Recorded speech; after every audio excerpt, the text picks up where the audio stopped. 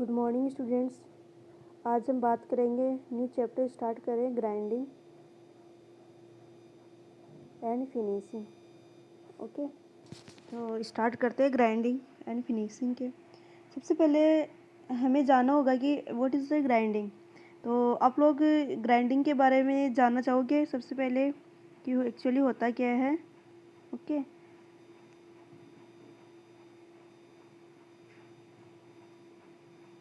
तो ग्राइंडिंग जानने से पहले मैं आपको एब्रेसिव मशीनिंग प्रोसेस हैं कितने हैं वो सारे मैं बता देती हूँ आपको। What is the abrasive machining process. Okay, तो प्रोसेस की ये जो टेबल है वो आप लोग देख रहे होंगे। ग्राइंडिंग और ग्राइंडिंग का जो फीचर है वो क्या होता है, uses wheels, accurate sizing, finishing, low material removal rate, can be done at high speeds. ठीक है, तो जो ग्राइंडिंग का जो फीचर है वो ये है कि इसमें जो मटेरियल रिमूवल रेट है वो लो रहेगी। ओके, इसकी जो स्पीड है हाई स्पीड पर होगा, ये साइज है वो एक्यूरेट मिलेगी हमें। इसकी जो ग्राइंडिंग होता है वो हमें एज ए व्हील यूज़ में लेते हैं। ओके, जो इसका बेसिक फीचर मैं अभी नेक्स्ट आपको बताऊंगी। एक जनरल व्यू दिखा रही हूँ आपको abrasive machining processes. That means what is the abrasive machining process और इसके अंदर कौन कौन से प्रोसेस आते हैं, कंसिडर करते हैं। नेक्स्ट होता है क्रीप फीड ग्राइंडिंग। अगर हम क्रीप फीड ग्राइंडिंग प्रोसेस लेके चलेंगे, यूजेज व्हील्स, इसमें भी व्हील्स टाइप का जो ग्राइंडिंग है वो व्हील्स टाइप रहेगी, जो साइज रहेगी, with long cutting arc, very slow feed rate and large depth of cut. तो इस केस में क्या होगा, जो डेप्थ ऑफ कट होगा वो क्या होगा, लार्ज होगा। Okay, abrasive machining, high material removal rate to obtain desired shapes and approximate size. That means in abrasive machining के केस में क्या होगा, जो मटेरियल रिमूवल रेट होगा, यानी कि जो मटेरियल रिमूव होगा उसकी जो रेट होगी वो क्या होगी, हाई रेट होगी। ठीक है, इस केस में हम डिजायर्ड शेप है वो ऑब्टेन कर सकते हैं, और जो साइज है वो अप्रोक्सीमेट हो सकती है, एक्यूरेट नहीं हो सकती, अप्रोक्सीमेट हो सकती है। जबकि ग्राइंडिंग के केस में क्या मिल सकती है, हमें एक्यूरेट साइज मिल सकती है। एब्रेसिव वाटर जेट मशीनिंग, इस केस में क्या होता है, वाटर जेट्स जो एब्रेसिव एब्रेसिव क्या होते हैं, एक पार्टिकल्स होते हैं, जैसे वाटर का नाम लिया तो इस केस में क्या होता है, हम वाटर की जो एनर्जी है वो यूज़ में लेते हैं, जो वाटर जेट एनर्जी है वो यूज़ में लेते हैं मशीनिंग करने के लिए। Machining that means material remove करने के लिए। Water jets with velocity up to 1000 metre per second carry abrasive particles just like silica and garnet. Honing, honing क्या है, ये एक फिनिशिंग प्रोसेस है होनिंग। इसमें क्या यूज़ में रहते हैं, stones containing fine abrasives, primarily a hole finishing process. Lapping, what is the lapping, lapping भी एक फिनिशिंग प्रोसेस है। Fine particles embedded in soft metal और cloth, primary a surface finishing process. Okay, तो जो abrasive machining process है वो इतने type के मशीनिंग प्रोसेस आप लोग देख रहे हो। ग्राइंडिंग, क्रीप फीड ग्राइंडिंग हो गया, एब्रेसिव मशीनिंग हो गया, एब्रेसिव वाटर जेट मशीनिंग हो गया, होनिंग हो गया और लैपिंग हो गया। ओके, तो ये जो इसमें क्या होता है, इन सब में हम एब्रेसिव यूज़ में लेते हैं। एब्रेसिव में स्मॉल स्मॉल पार्टिकल्स होते हैं और उनको हम क्या कर सकते हैं, उनका यूज़ ले सकते हैं। एब्रेसिव मत मीन्स स्मॉल पार्टिकल्स होते हैं, जैसे स्मॉल पार्टिकल्स हो गए, जैसे लाइक हम सैंड स्टोन्स का यूज़ में ले सकते हैं। ओके, तो सैंड स्टोन्स के जो पार्टिकल्स होते हैं ऐसे होते हैं पार्टिकल्स। ओके, अब उन पार्टिकल्स को अरेंज करके हम उसका जो पार्टिकल्स उनको यूज़ में ले सकते हैं। दैट मीन्स किसी फिनिशिंग में यूज़ में ले सकते हैं, एज ए टूल यूज में ले सकते हो। ओके, तो एब्रेसिव एक होता है एल्यूमिनियम ऑक्साइड, एल्यूमिनियम ऑक्साइड्स भी हो सकते हैं, बोरोन नाइट्राइड हो सकता है, सिलिकॉन कार्बाइड हो सकता है। ठीक है, तो ये सब पार्टिकल, एब्रेसिव का मीनिंग से क्या होता है, पार्टिकल्स होते हैं, स्मॉल स्मॉल पार्टिकल्स होते हैं, फिर उनको यूज में, उनका जो एप्लीकेशन है कैसे हम उनको यूज में ले सकते हैं। तो जो प्रोसेस है वो आप लोग यहाँ देख सकते हो। जैसे ग्राइंडिंग है, ग्राइंडिंग के केस में हम यूज में ले सकते हैं। ग्राइंडिंग का मीन्स होता है एक व्हील होता है, एक व्हील होता नहीं है एक्चुअली, वो क्या होता है कि एब्रेसिव पार्टिकल्स होते हैं। जैसे सपोज करो हमने सैंड पार्टिकल्स ले रखे हैं, ठीक है, अब सैंड पार्टिकल्स को मैंने ऐसे अरेंज किया कि वो एक ही व्हील टाइप में उनकी शेप हो गई। ठीक है, व्हील टाइप में मैंने उनकी शेप कर ली। ठीक है, तो ये क्या बन गया, एक व्हील बन गया। अब इसको क्या कर सकते हैं हम, मटेरियल रिमूव के लिए हम यूज में ले सकते हैं। ठीक है, सपोज करो ये मेरा वर्क पीस है, WP ये मेरा क्या है, वर्क पीस है। अब मुझे इसकी क्या करनी है, मटेरियल रिमूव करना है। लेकिन ग्राइंडिंग के केस में क्या होता है कि जो मटेरियल रिमूव होता है वो लो होता है। ठीक है, जैसे हम हमारे पास में सपोज करो एक प्रोडक्ट है, यानी कि हमने वर्क पीस से एक प्रोडक्ट बना लिया है, लेकिन वो प्रोडक्ट है वो रफली है। ठीक है, वहाँ पर क्या है, जो सरफेस है वो रफ सरफेस है। तो हम क्या कर सकते हैं, ग्राइंडिंग के थ्रू उसकी फिनिशिंग कर सकते हैं। दैट मीन जो सरफेस है उस सरफेस में जो एक्स्ट्रा पार्टिकल्स हैं, उसका वो एक्स्ट्रा पार्टिकल उनको रिमूव कर सकते हैं। ठीक है, तो उनको रिमूव करने के लिए हम क्या यूज में लेते हैं, ग्राइंडिंग यूज में लेते हैं। अब जैसे ग्राइंडिंग व्हील मैंने बनाया है, ठीक है, तो इसमें क्या होता है, इसमें जो स्मॉल स्मॉल पार्टिकल्स है, ठीक है, तो वहाँ पर ये कॉर्नर्स होते हैं, टूल्स के कॉर्नर्स होते हैं, उन कॉर्नर्स को यूज में लेते हैं। उन कॉर्नर्स को क्या लेते हैं, यूज में लेते हैं। ठीक है, तो मुझे मटेरियल रिमूव करना, तो मैं क्या करूँगी, वर्क पीस को भी वेलोसिटी से मूव करवाऊंगी, और जो व्हील है वो क्या होगा, रोटेट होगा। तो जो यहाँ पर जो जिसे हम ये सरकमफेरेंस बोल सकते हैं व्हील का। ठीक है, इसके सरकमफेरेंस पे जो स्मॉल पार्टिकल्स हैं, वो पार्टिकल्स क्या है, एक कॉर्नर्स में है। एक कॉर्नर्स पे तो क्या है, जो टूल वर्क करेगा, टूल वर्क करेगा तो क्या करेगा, मटेरियल चिप की फॉर्म में क्या करेगा, मटेरियल रिमूव करेगा यहाँ से। ठीक है, कुछ समय बाद में क्या होगा, जब ये जो ये सैंड पार्टिकल्स ये क्या हो जाती है, ये घिस जाते हैं। ठीक है, सैंड पार्टिकल भी ले सकते हैं, फिर आप लोग देख सकते हो फैक्ट्री में बहुत सारे जो एक्स्ट्रा मीन्स जब मशीनिंग करते हैं तो एक्स्ट्रा मटेरियल रिमूव होता है। उस मटेरियल को यूज में लेकर भी हम क्या बना सकते हैं, ग्राइंडिंग व्हील बना सकते हैं। ठीक है, तो आप लोगों ने वो देखा होगा कि जो कोरोजन है उसको रिमूव करने के लिए एक, ठीक है, एक जो टूल यूज में लेते हैं, आप लोगों ने देखा होगा वो होता है। ठीक है, तो उसका नाम मुझे भी फ़िलहाल ध्यान नहीं आ रहा, तो मैं नेक्स्ट लेक्चर में उसको, फाइबर होता है शायद वो एक्चुअली। ओके, तो मैं बता दूंगी उसका नाम। वो जैसे आप लोगों ने देखा होगा घर में जंग उतारने के लिए क्या यूज़ में लेते हैं, कि घिसते हैं, जिससे फाइबर टाइप में होता है वो।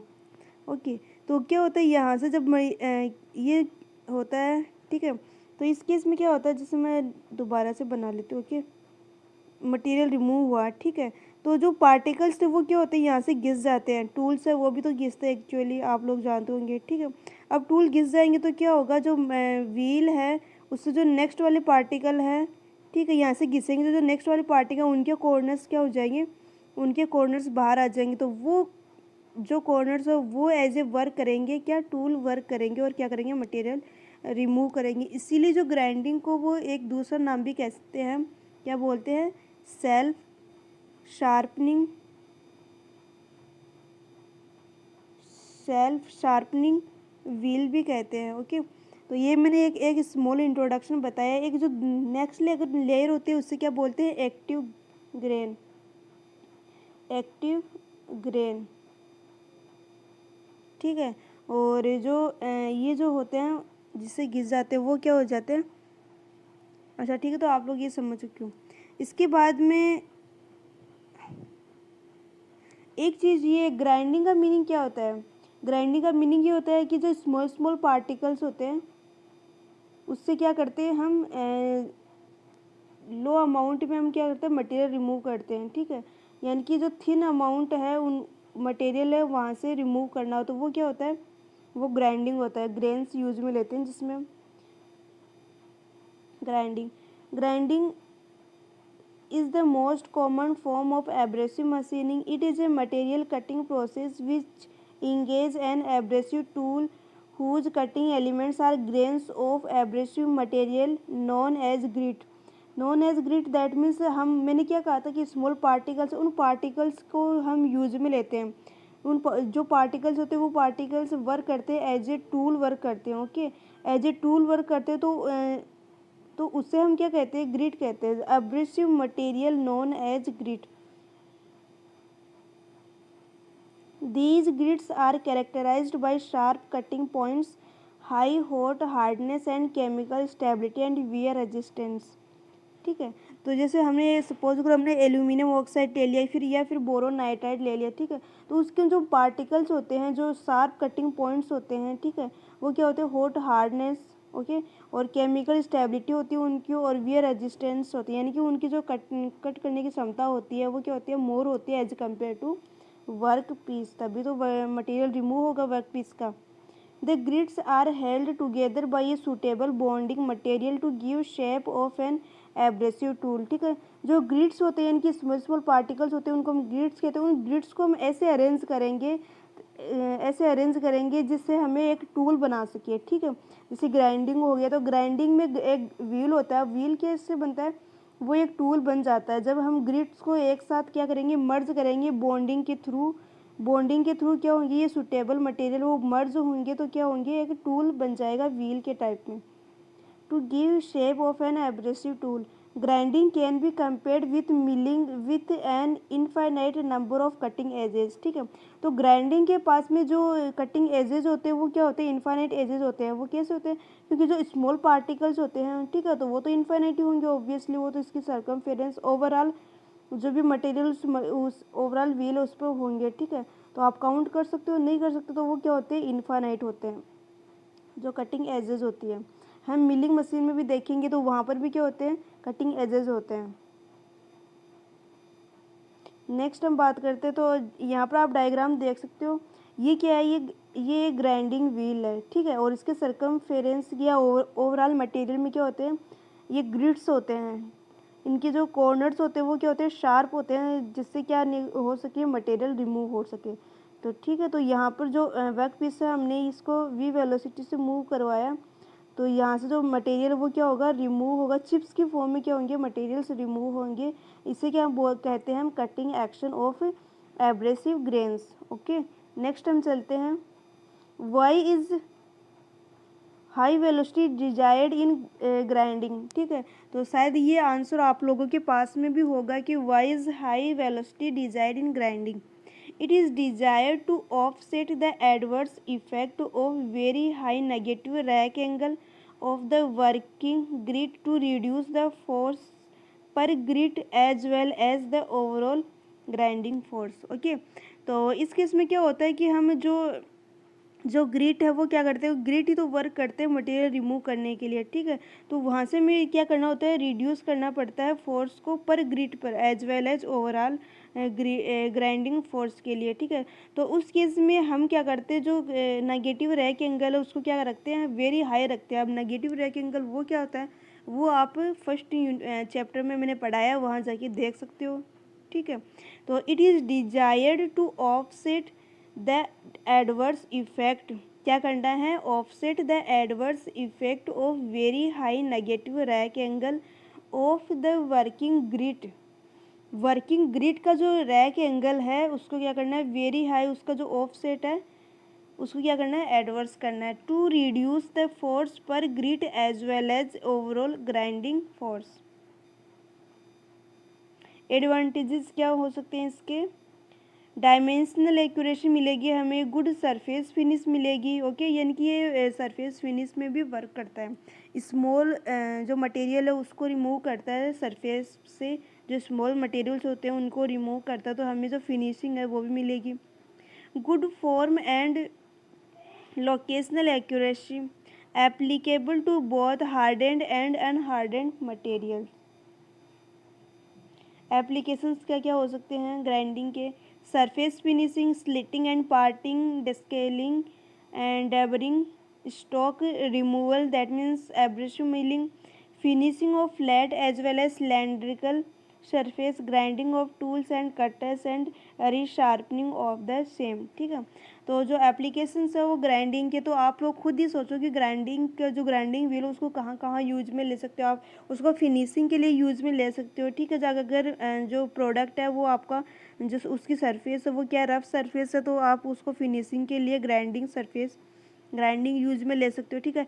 पार्टिंग करने के लिए, स्लिटिंग करने के लिए यूज में ले सकते हो, जैसे, ठीक है। तो आपने ग्राइंडिंग देखा होगा, ग्राइंडिंग मशीन देखी होंगी, तो वहाँ से क्या करते हैं हम, जैसे सपोज करो ये रोड है, ठीक है, इस रोड को हमें बीच में से कट करना, तो हम क्या करते हैं, ग्राइंडिंग व्हील का यूज में लेते हैं, जो ग्राइंडिंग मशीन, ठीक है। तो वहाँ से हम इसको स्लेटिंग या पार्टिंग कर सकते हैं। ठीक है। स्टोक रिमूवल यानी कि मटेरियल रिमूव यूज में ले सकते हैं। Finishing of flat as well as cylindrical surface, तो हम इसको फ्लैट के साथ एज सिलेंड्रिकल सरफेस है उसके लिए यूज में भी ले सकते हैं। ज़रूरी नहीं है कि ये फ्लैट के लिए ही यूज में हो। ओके। ग्राइंडिंग टूल्स है, अब आप सपोज हम ग्राइंडिंग व्हील यूज में ले रहे हैं, ठीक है, तो वो एक एज ए टूल ही वर्क कर रहा है। जैसे कटर हो गया, रीशार्पनिंग वो ऑटोमेटिक रीशार्पनिंग करता है, मैंने अभी आपको बताया था सेल्फ शार्पनिंग व्हील होता है।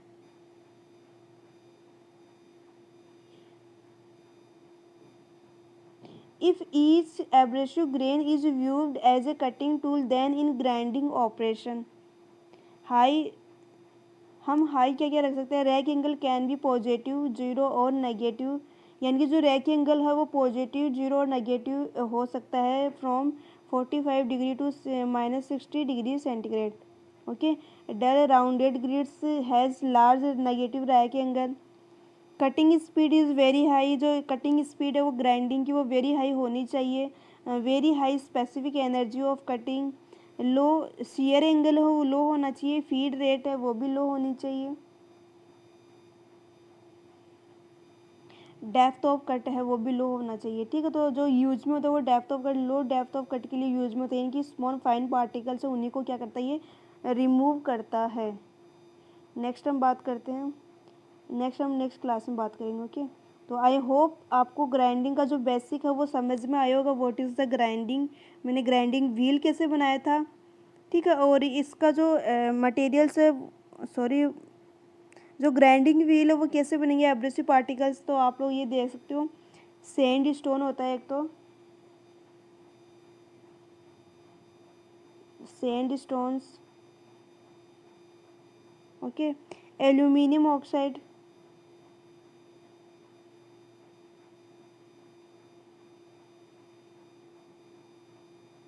Quartz, boron nitride,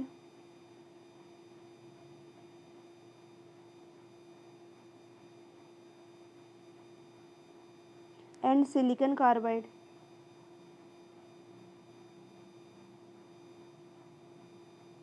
silicon carbide, ठीक है। तो ये सब यूज में होता है अब ग्राइंडिंग व्हील बनाने के लिए, या फिर हम बोल सकते हैं एब्रेसिव पार्टिकल्स कौन कौन से हो सकते हैं, तो ये सब हो सकते हैं।